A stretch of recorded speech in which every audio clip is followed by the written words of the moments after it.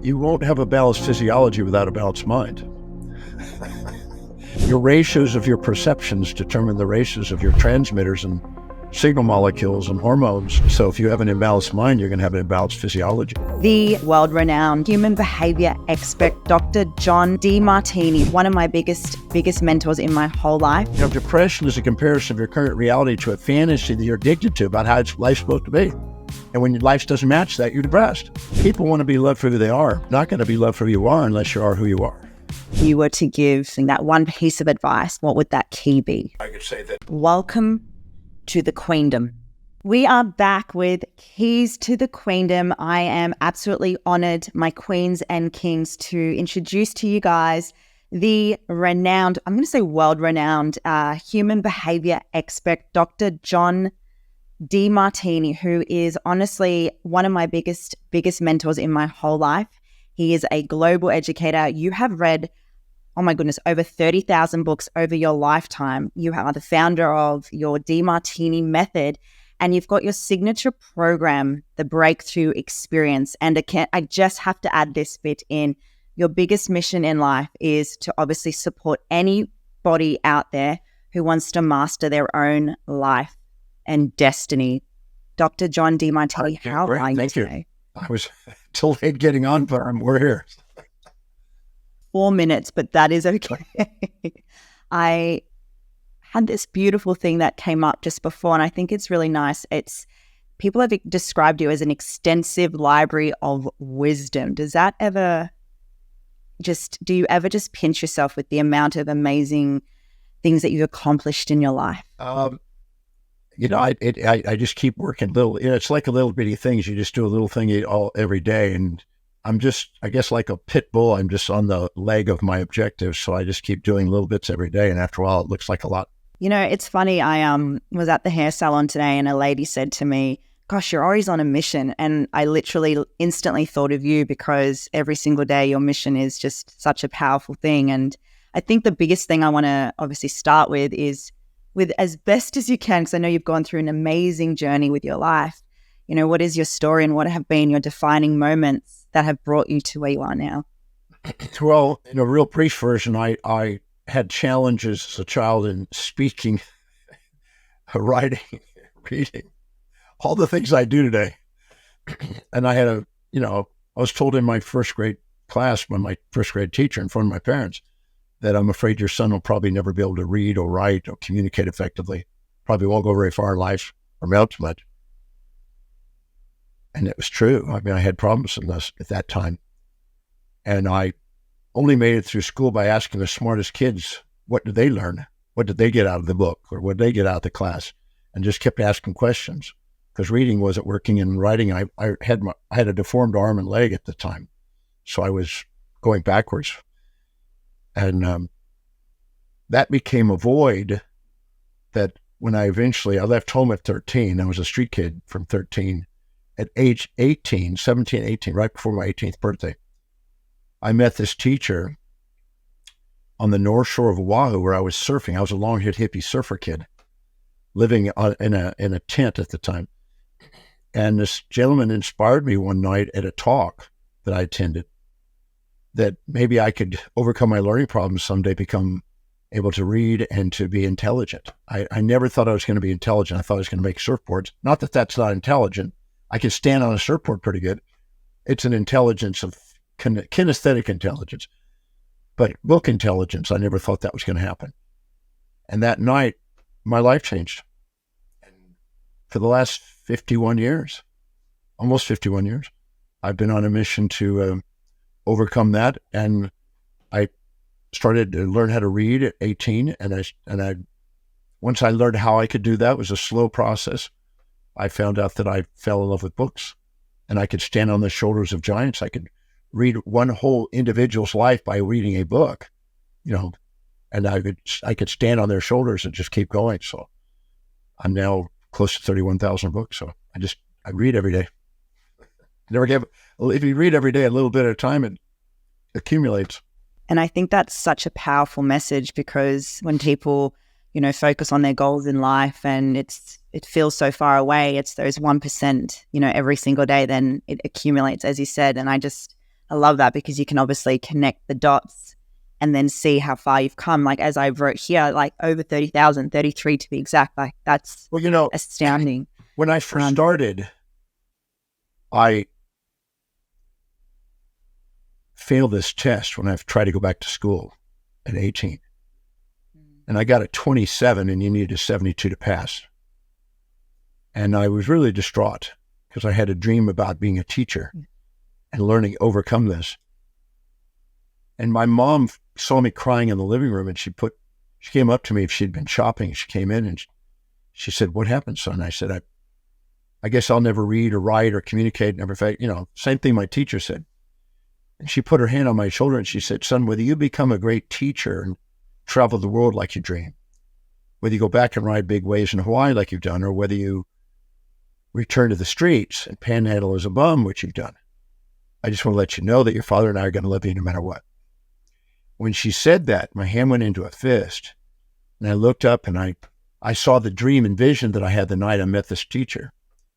And I said to myself, I'm going to master this thing called reading, studying, and learning. I'm going to master this thing called teaching and healing.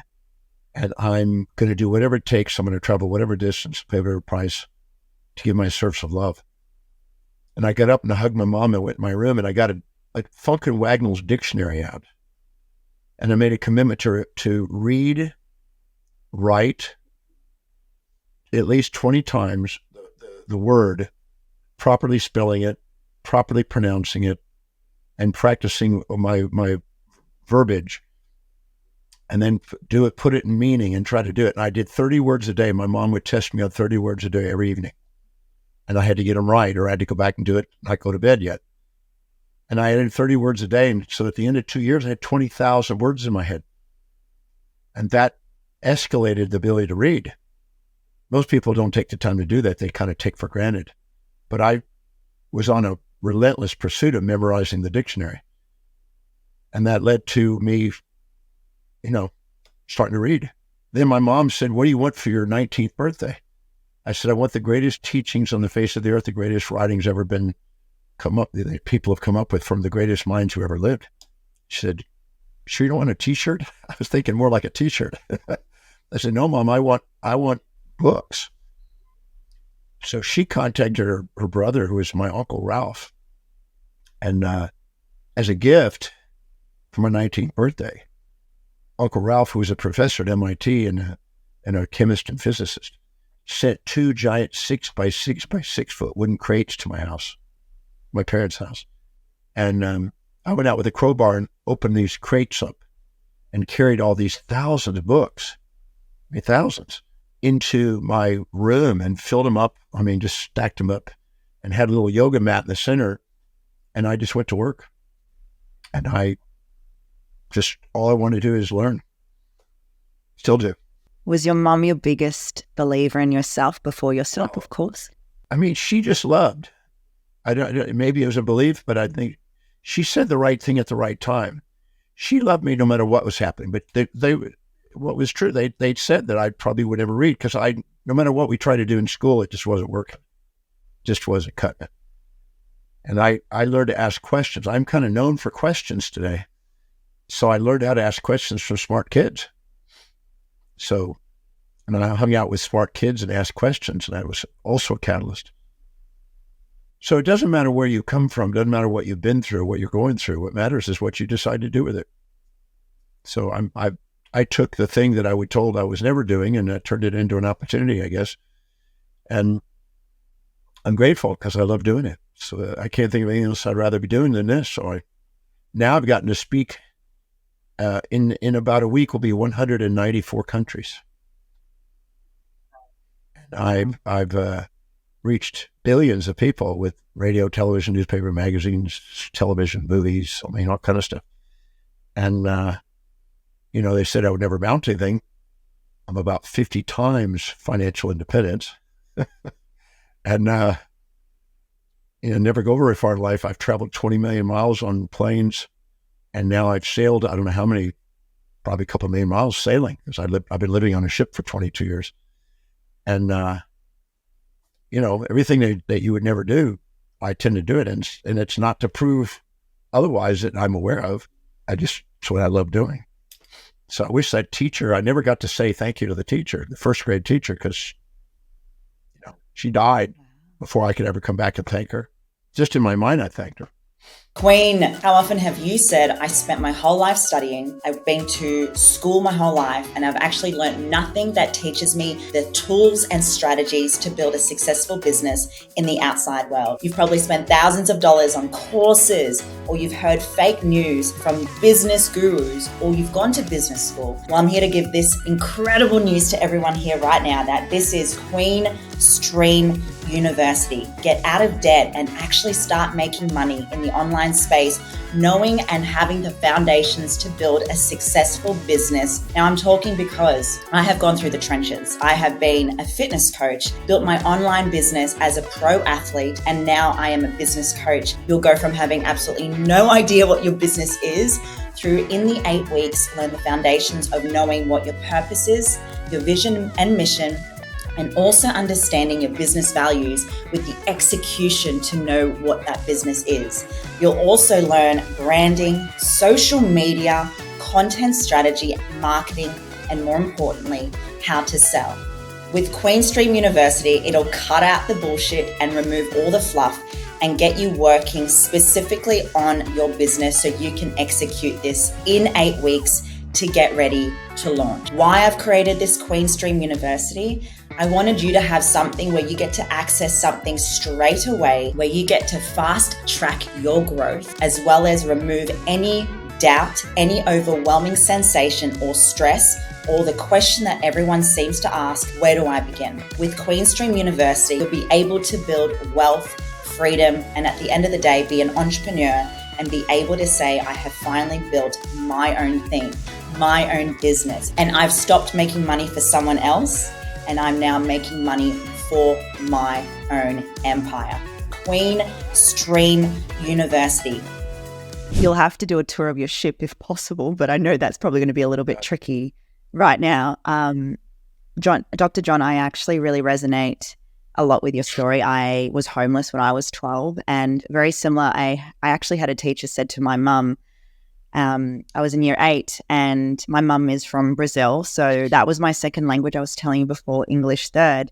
And she pulled, my mum and my dad and my teacher and said, Tamara can't read very well, can't write very well, can't speak English very well. And that was also my moment in time where she took me to acting school.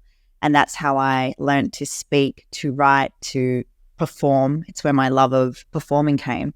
And it's interesting because obviously I didn't realize now that my passion has been to be on the stage, but from a perspective of teaching people that they can fulfill their dream life and build their wealth, their freedom in the online space. That's my absolute passion. But listening to you and just hearing all that, it just sounds so close to my heart. So I just want to say thank you for that. Sorry. And you understand too, because you've been through the same thing. And I'm slowly getting my brother to go down the path of reading your books too. He's nearly there. He's on his own journey, but I know that's a big thing that you talk about as well, which I wanted to ask this question, and anyone listening, I know you guys can relate to this. I was obviously one of my other many careers was in the fitness space, and during that time, I was very big on I have to always be positive. I have to always be, this Rome was not built in a day kind of mentality. And, you just have to push through and ignore all the negative thoughts and stuff. And I know you have this beautiful, beautiful belief around having the balance of positive and negative thoughts. I'd love to hear more about your views on that and how that can support for anyone listening, how it's important to have balance in life around that. Well, you won't have a balanced physiology without a balanced mind. And because your mind has an impact. Your ratios of your perceptions determine the ratios of your transmitters and signal molecules and hormones. And so if you have an imbalanced mind, you're going to have an imbalanced physiology. But I like to think of life as a big magnet. And if you try to get a magnet and cut it in half and only get one pole, you'll be futile. You'll be going crazy all your life.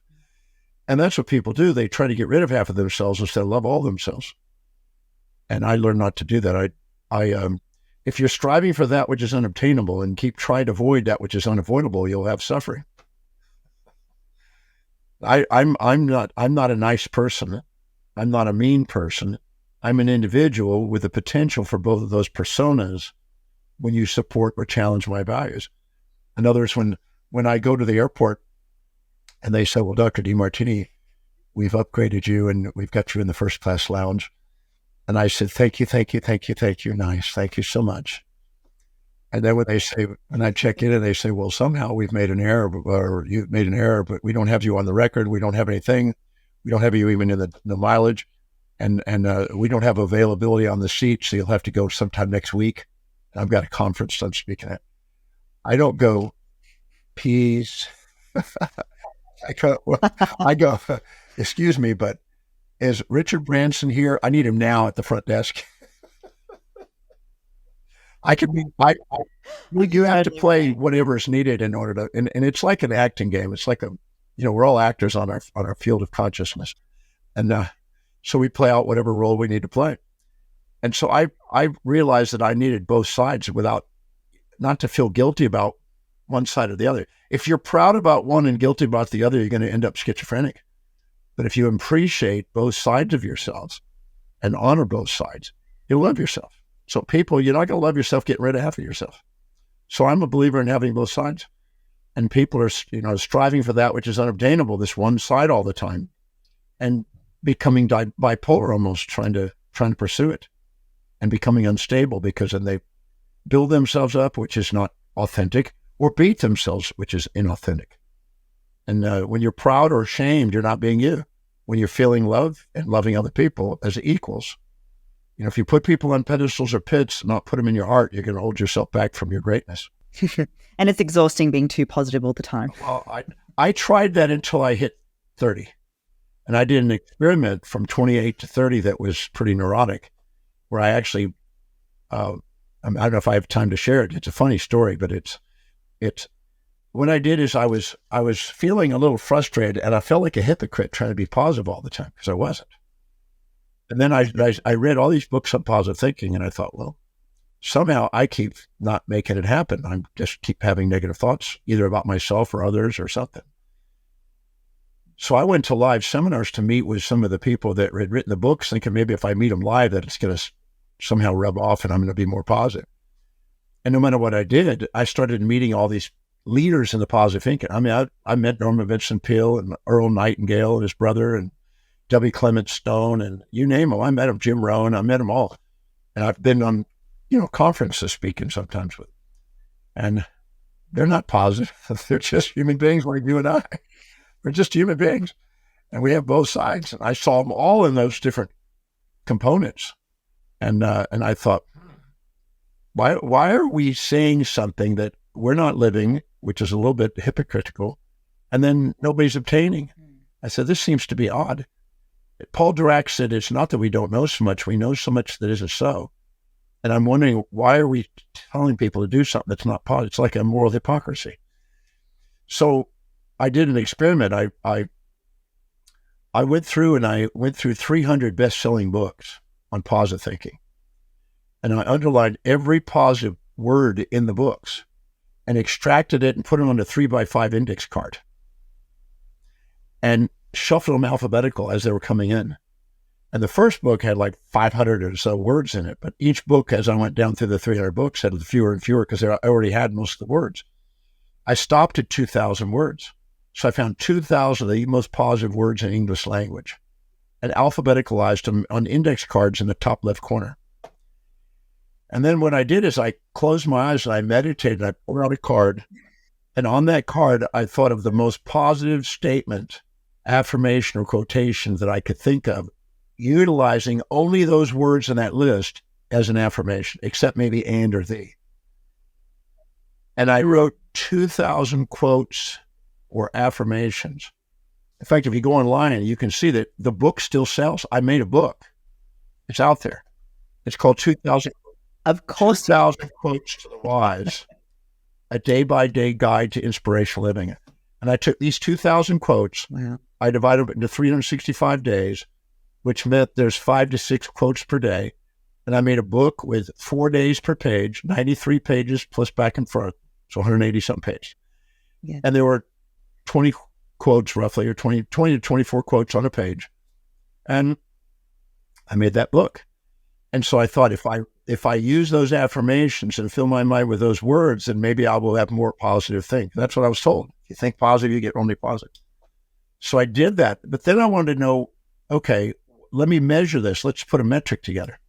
So I created this form called the day-by-day cycle forecasting form, which I still have on my computer.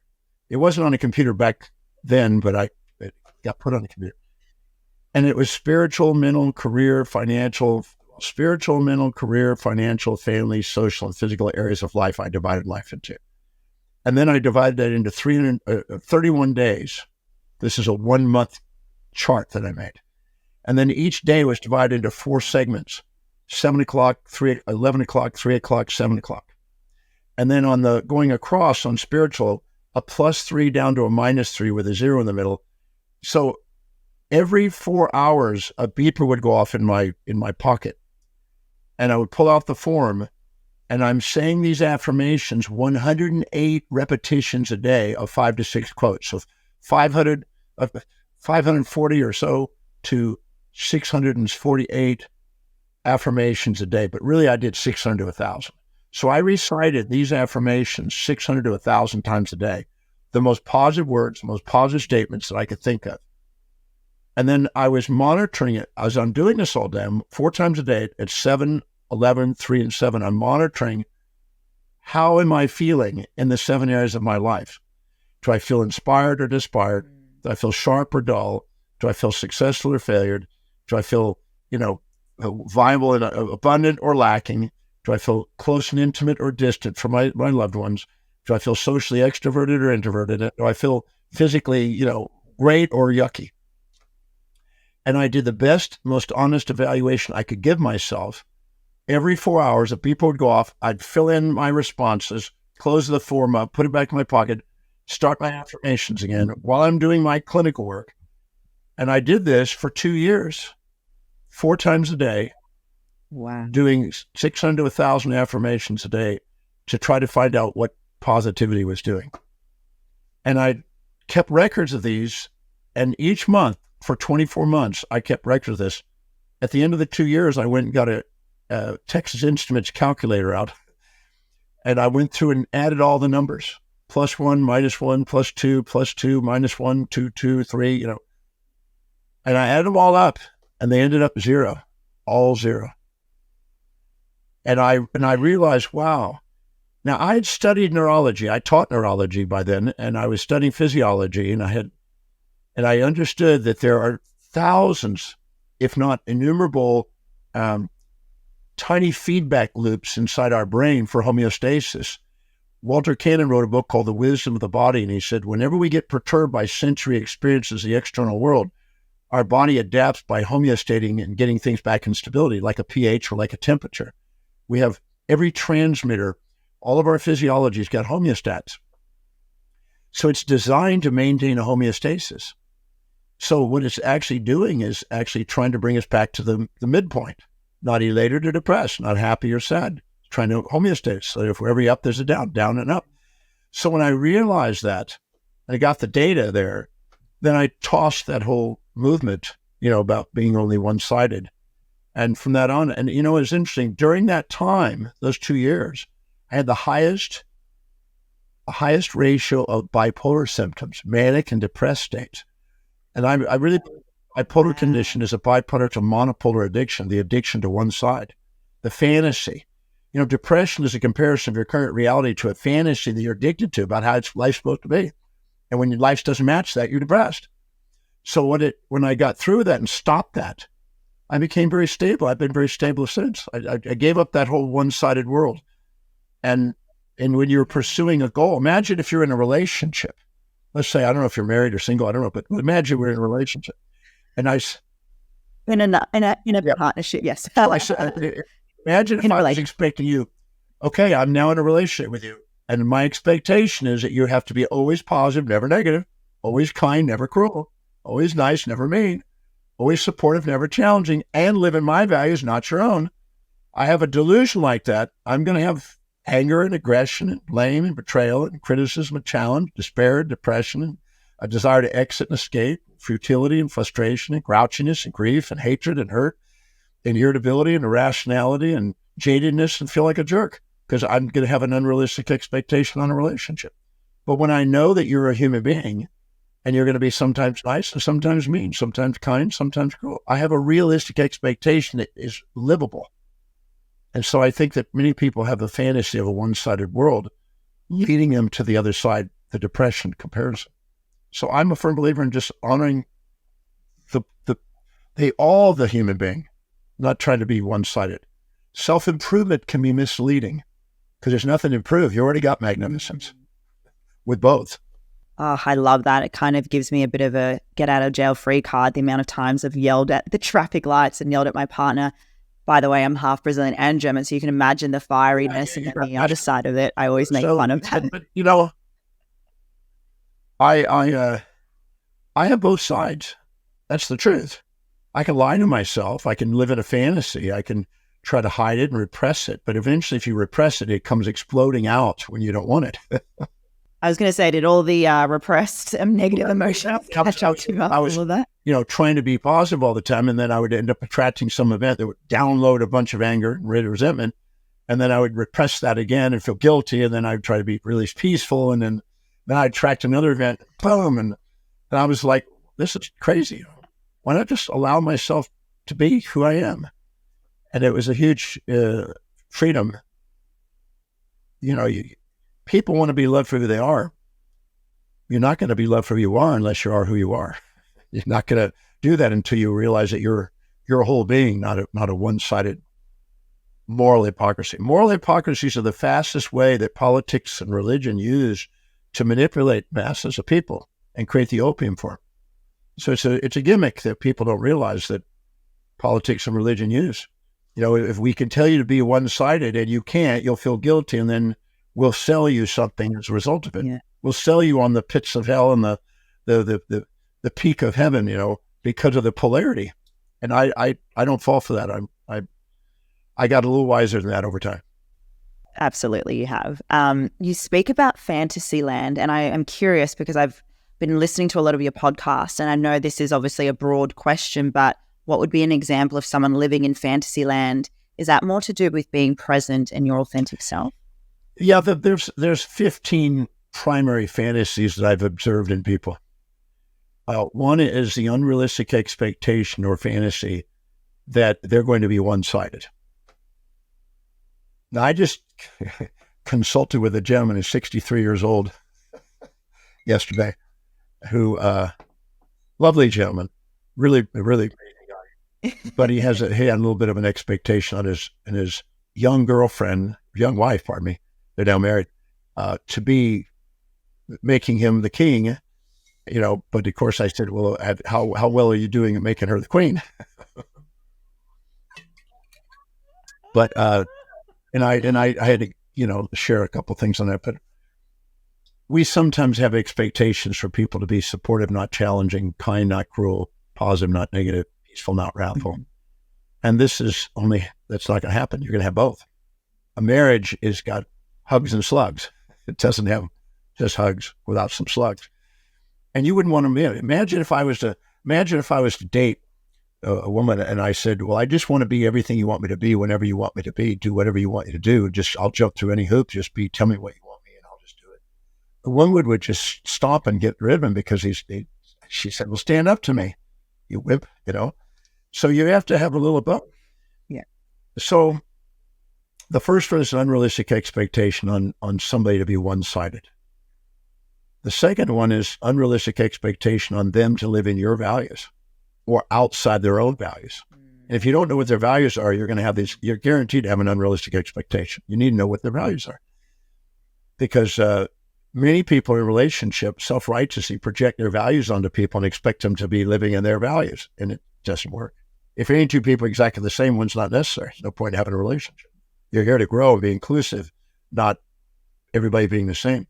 And wouldn't it be a twilight zone if everybody woke up and you saw everywhere you went, there were you? That'd be the twilight zone.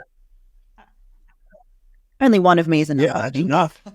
But anyway, the second one is an unrealistic expectation on them to live outside their values and in yours. That's unrealistic. That's a fantasy. Not going to happen. The third one is the combination of those two. Imagine you're expecting to be positive and never negative and live in your values. I mean, if I had a girlfriend and I said, well, you have to do seminars all day long, research all day long, and just say yes whenever I ask for something. Well, now that's like an AI. I don't think you could even program AI to do that. It would defy it. It would probably blow a fuse trying to be that way. Watch, you'll probably figure that out soon. So the fourth one is unrealistic expectation on yourself to be one-sided. Be peaceful all the time, be kind all the time, be positive all the time, be, nice all the time. Not going to happen. And the next one is the unrealistic expectation on you living in somebody else's values or you not living in your own. And that is not going to, you can't sustain it. You might be able to do it temporarily if you're first dating somebody and you're a little bit infatuated. You might do it for a few weeks. But I guarantee you, every man or woman that sacrifices what's normally important to them for somebody else, they store all those sacrifices and they come back with, I remember when I did this, I did this. It's all stored. A woman's memory is better than all Intel chip computers known on the planet of what the man owes her. And vice versa, the guy does the same. Then the next one is the combination of those two. So now you got expectation on yourself to be one side and to be living in somebody else's values. So that's number 6. This number 7 is all those together. Now you've got an unrealistic expectation on others and yourself. And this is very common. I mean, I really run into somebody that's not sitting one of those delusions. Then there's an unrealistic expectation on the whole world to be one-sided. Peace without war, kind without cruel, nice without mean, generous without stingy, philanthropic without greed. They're expecting a one-sided world when we know in sociology by the law of heuristic escalation, there's always a pair of opposites in values. It's needed to make evolvement grow. We need both to grow. So we have an autonomic nervous system, one for build and one for destroy. We need transformation. And then unrealistic expectation on the collective consciousness to be living in your values. If I spoke at the United Nations Training Center at UNESCO in France to 75 delegates. And I was amazed how deluded many of those people were, thinking that if the whole world could just match their values, there would be world peace. And I'm like, oh boy, this is childish. But people have these same fantasies that my values, if everybody had those values, we would have world peace. Not really. Of course, they end up marrying somebody that wants to castrate them almost to teach them about that. That's an illusion. So the next one is the combination of those two. The next one's a combination of all of that. And the next 3 are funny ones. The unrealistic expectation on AI or mechanical objects, an ATM machine, a bank, or whatever, for being one-sided.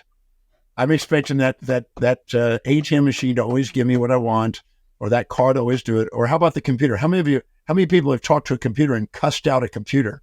Stupid computer. It's not doing what I want it to do, even though I don't know how to function it. And then unrealistic bloody phone. Unrealistic expectation on some sort of device, electronic device, to live in your values and read your mind. And you got to be careful because it might read your mind, and then you'll end up bringing up on the screen everything you're really thinking about. That could work against you too. And I told guys, are you sure you want that to read your mind? Yeah, we don't want more problems right now. And the unrealistic expectation of those combined. And then finally, number 15 is all of them.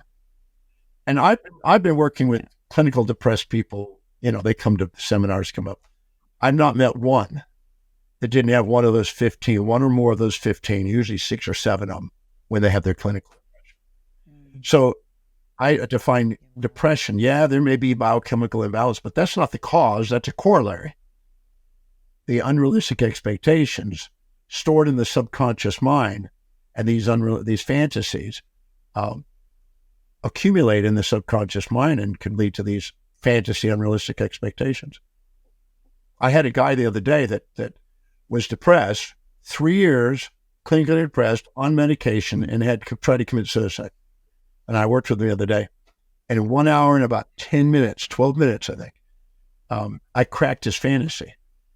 And he was raised in this very religious family and very religious ideals. And the moral hypocrisy that he was taught, no human being could live by. There's no one who's going to live by it. And he had this completely fantasy, unrealistic expectation of how he was supposed to live. And when life doesn't match that, he's depressed and he feels like a failure and ashamed because he's not living up to a fantasy ideal. And I'm not going to go into the details of it. It's humorous because, I mean, you can kind of see right through it, but he couldn't see it because of the programming. And when he finally broke it, he's now almost 3 weeks now, no depression, none, because he broke his fantasy. He broke his unrealistic expectation.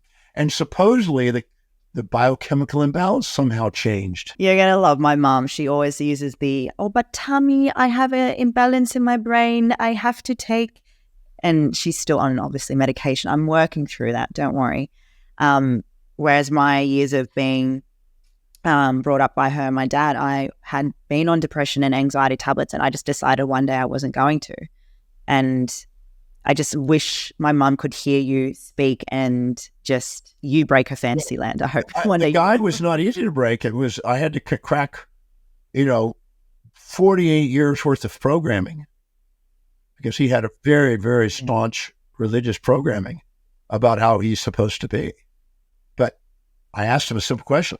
Do you know anybody that lives that way? He paused. He goes, I never asked that question. He goes, I think so. And I said, you think so? You think somebody's living that way? Did you ever talk to their wives and find out what their wives are telling you about them? Because they might not be what you think in public they are. Because public and private are always the same. And people live up, they put on a facade for society, and we wear a mask like an octopus puts on a chameleon camouflage. But the reality is, we're human beings. And I think that it's wise to love ourselves with all parts. You asked the right question, which has been your biggest thing from the very beginning. And again, it's all to do with that. I know that this is going to resonate with a lot of my listeners. I have so many questions right now. My mind's going, blah, blah, blah, blah. I didn't explain before, Dr. John Demartini, I have cats. They tend to roam around during our episodes. So I apologize if there was noise in the background. But the thing that I've been meaning to ask you is around, I think, the having a whole life, which I know you talk about these 7 aspects of having the balanced life. And I'm someone who I'm so passionate about my job. I did your value seeing, and my business is a huge value of mine, freedom, and obviously speaking on stage. And I find that there's moments in time where I'm just focusing on that, and then there's obviously other parts of my life, my partner, bless his socks, that I'm not giving enough energy into. So anyone listening or anyone who has this, I guess, energy where they just put too much energy into one thing and not all parts of their life, how do you navigate all of that? Like, how would you give people that hack or tool to be able to have a whole life? Well, hey, beautiful kings and queens, are you right now in a space where you're ready to take action and build your business, yet you struggle where to begin? You're feeling stuck and overwhelmed with all the things you need to do when it comes to building a business.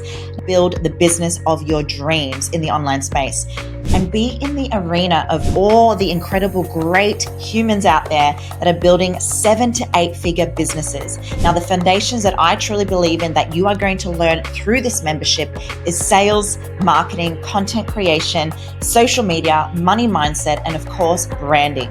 Now, all of this will be accessible for you to be learning what is currently hot right now in the market and how you can create your own business and build a successful business in the online space. All you have to do right now is DM Empire in my Instagram or email myself and my team, and we will get the ball rolling so you can have your empire and start making moves in the online space. Like, how would you give people that hack or tool to be able to have a whole life? Well, it's all perspective. We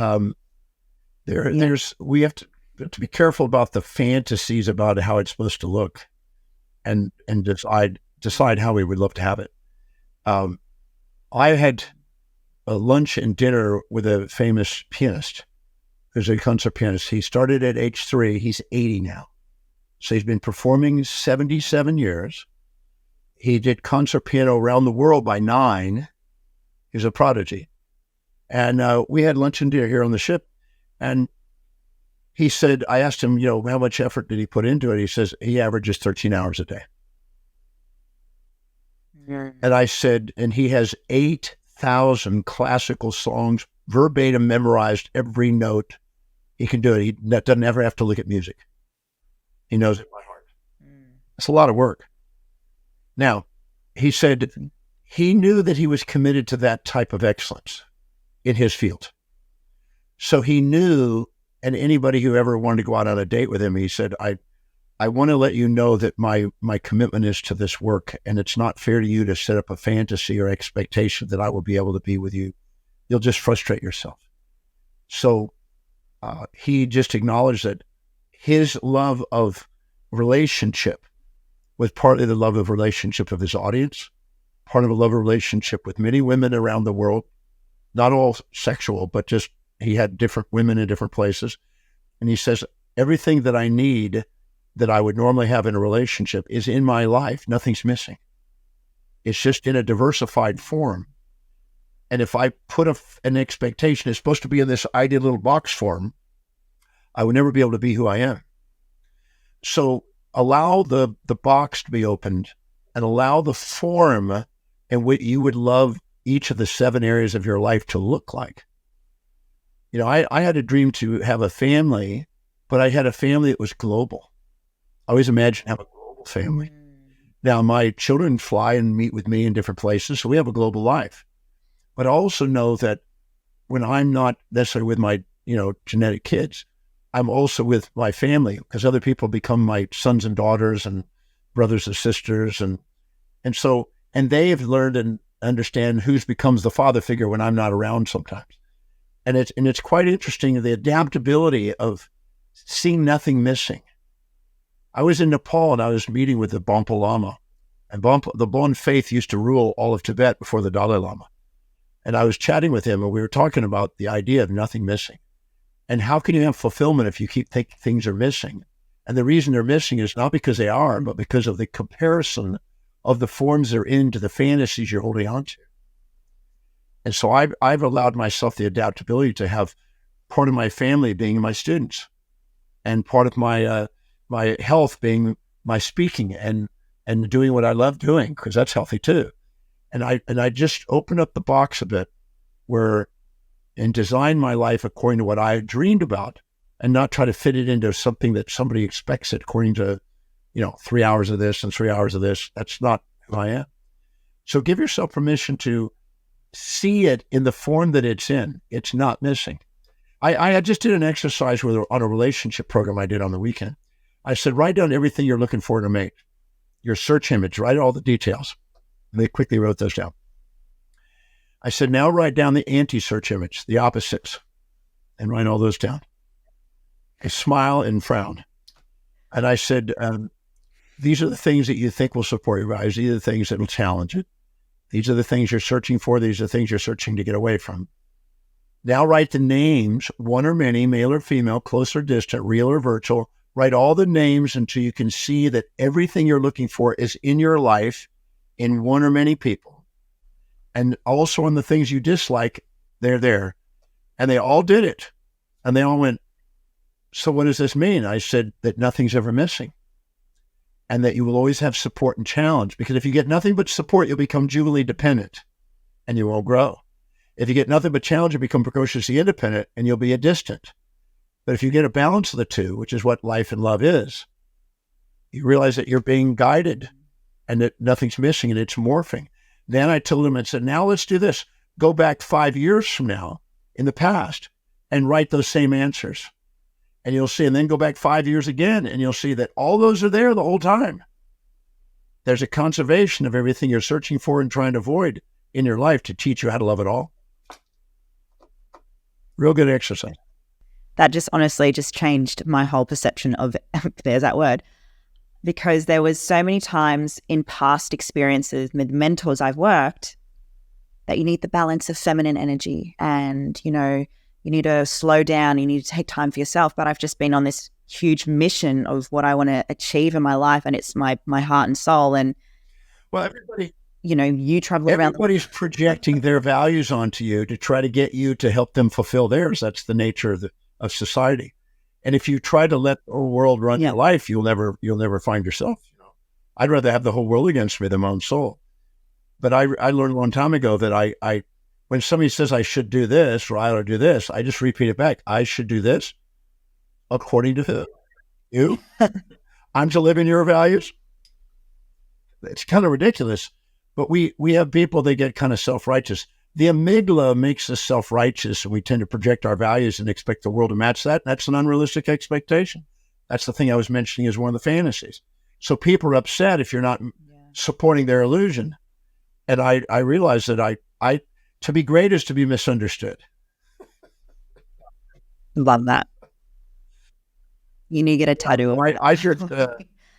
I know that I'm going to be a hero and a villain, a saint and a sinner, have the virtues and the vices. I will have it all, and I don't need to get rid of any part of me.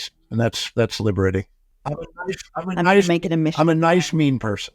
I know. I've made it a note of mine to make it a mission for myself when I'm traveling around the world on my amazing journey. I'm going to send a photo of it to you because you've just solidified what I want to achieve. What I really love, again, going back to your story where, you've been a street kid, you've gone through all these life lessons and you dived into discomfort, which I know not many people are familiar with. And a lot of conversations I'm having at the moment with my clients, people around me, and I'm a business coach. That's what I do. So I'm all about stretching myself.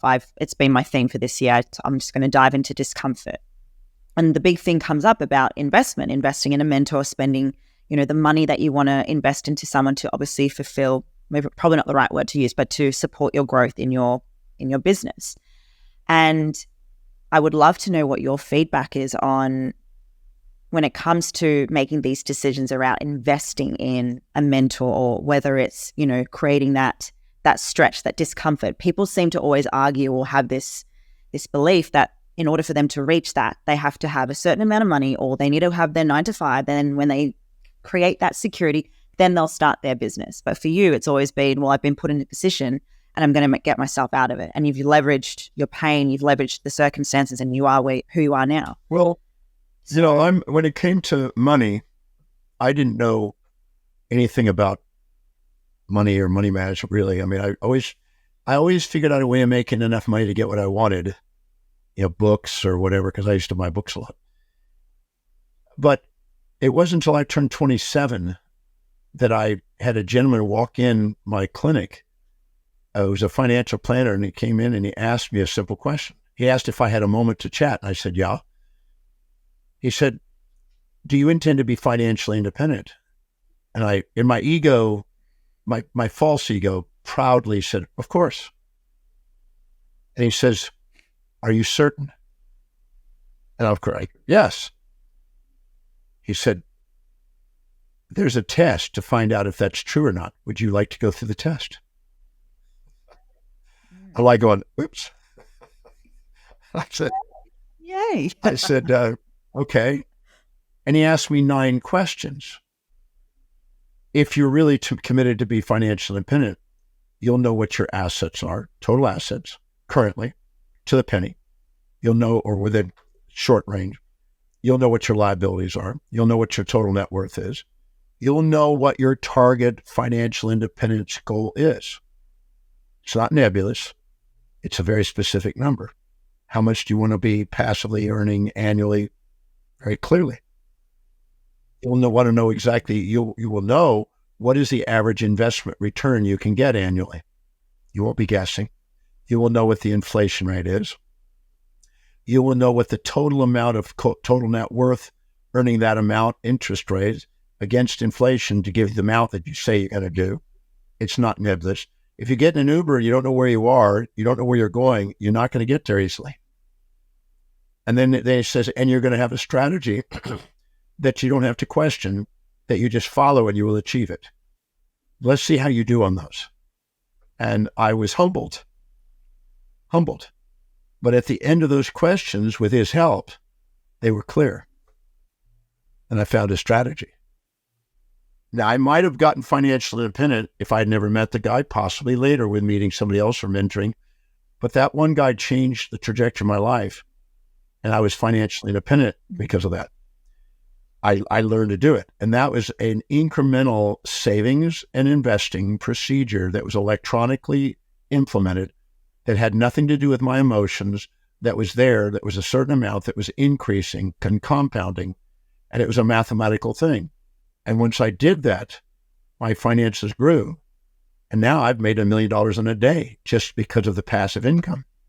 So I'm absolutely certain that it's not a nebulous fantasy, financial independence. It's a very methodical, very patient, deferred gratifying purchase of assets. And unless you have a value on buying assets more than you do on immediate gratifying consumables that depreciate in value, not going to occur.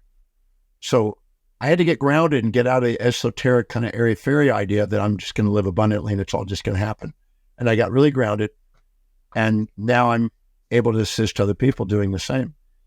And so financial independence is a science, and any human being can become financially independent if they're willing to care enough about human beings to serve, do it in a sustainable, fair exchange manner and efficiently so they can compete, and then take a portion of their profits and set it aside to further gratification, live below their means, and keep working and serving and building it.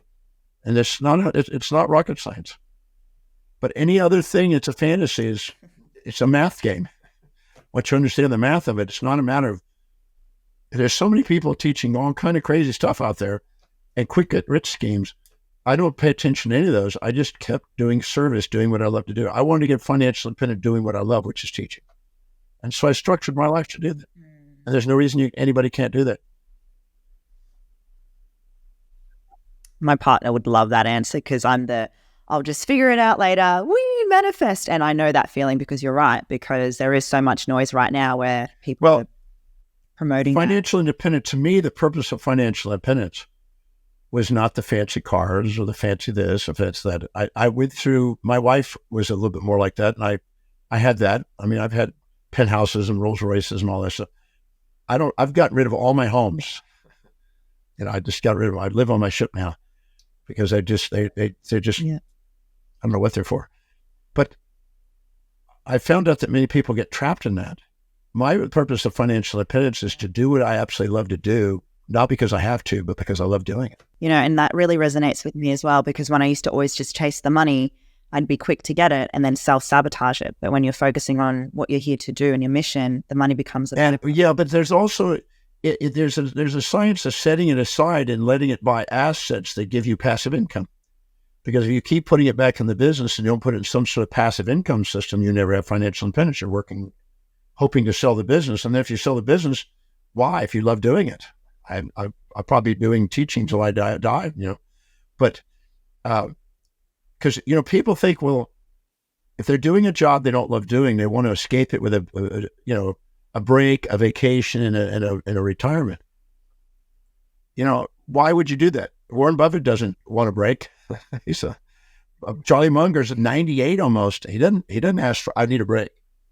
I don't have a desire to get a break. I love doing what I'm doing. I sometimes put it in at lunches, and I do seminars at lunches in between my seminars, because I love doing it. But giving yourself permission to mathematically structure it where there's no question it's going to happen. It's happening. You're doing it, methodical actions that get you the result. Then you don't have to ever wonder whether it's going to happen. You know it's happening. It's on track. And there's a certainty and a freedom that comes from that.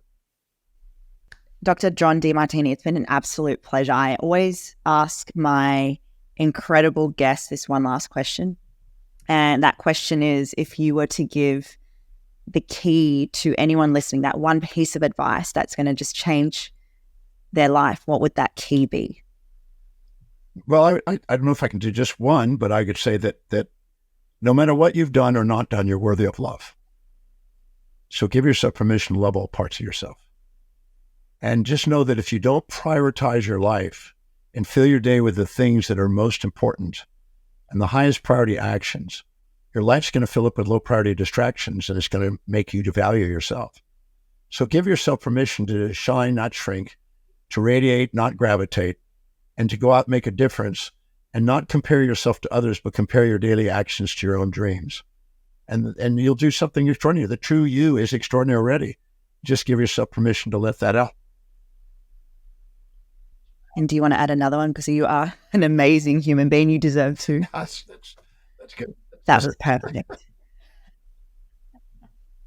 Dr. Demartini, it's been an absolute pleasure. What is the program that you're doing, the breakthrough method that anyone wants to, or even just find you online as well? Well, if they want to find me online, they can go to drdemartini.com. And on there, they can do the value determination process to help them determine what's really important. It's a really great, fun thing to do. It's free, it's complimentary, it's private. And then also, if they go on the Dr. Demartini show, which is my show, they come and join me for the things. We have on the if you go to the actual media library, media area, there are hundreds of radio, television, podcasts. They could be on there for hours, days. They may have to believe in reincarnation because they're not going to be able to watch it all in one life. You actually have so much value to give. I've been through every podcast, your website. There's so much amazing resources there. Thank you so much for being here. And everyone else listening, we are going to be back next Wednesday with Keys to the Queendom. I'm your host, Tamara Maya.